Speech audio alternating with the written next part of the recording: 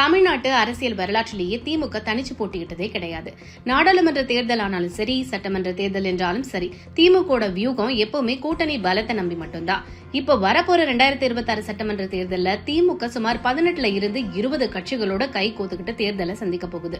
9 வருஷமா ஒரே கூட்டணியில இருந்தாலும் இப்போ ஒரு 3 மாசமா மிகப்பெரிய போர் நடத்தி காங்கிரஸ் கட்சிய கெஞ்சி கூத்தாடி கூட்டணிக்குள்ள தக்க வச்சிருக்கு திமுக.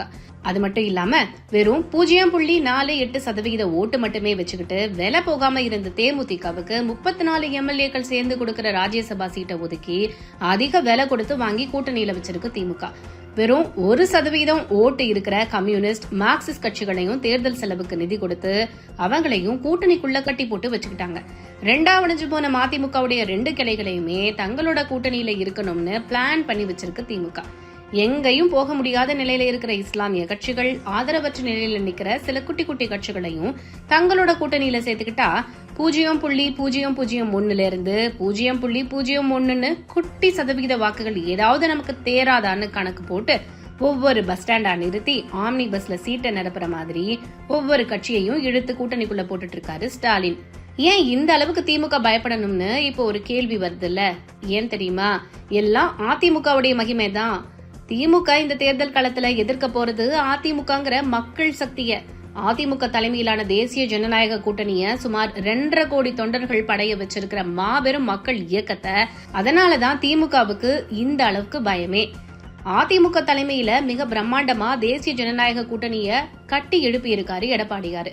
குறுகிய கால செயல் திட்டத்தோட, அதாவது திமுக எதிர்ப்புங்கிற புள்ளியில திமுக எதிர்ப்பு மனநிலையில இருக்கிற கட்சிகளை ஒருங்கிணைச்சு கூட்டணி கட்டி இந்த தேர்தல்ல போட்டியிட தயாராகிட்டு இருக்கு அதிமுக. இத பார்த்தா திமுகவுக்கு அடிவயிறு கலக்கத்தானே செய்யும்.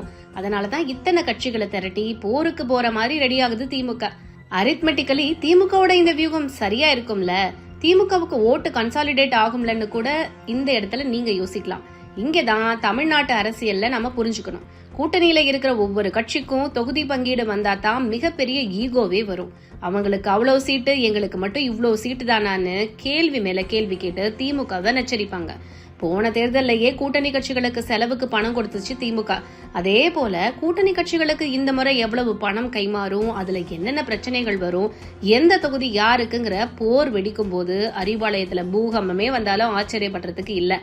எத்தனை கட்சிகள் ஒண்ணு சேர்ந்து தன்னை எதிர்த்தாலும் மக்களை நம்பி களத்துல இறங்குற அதிமுக எங்க?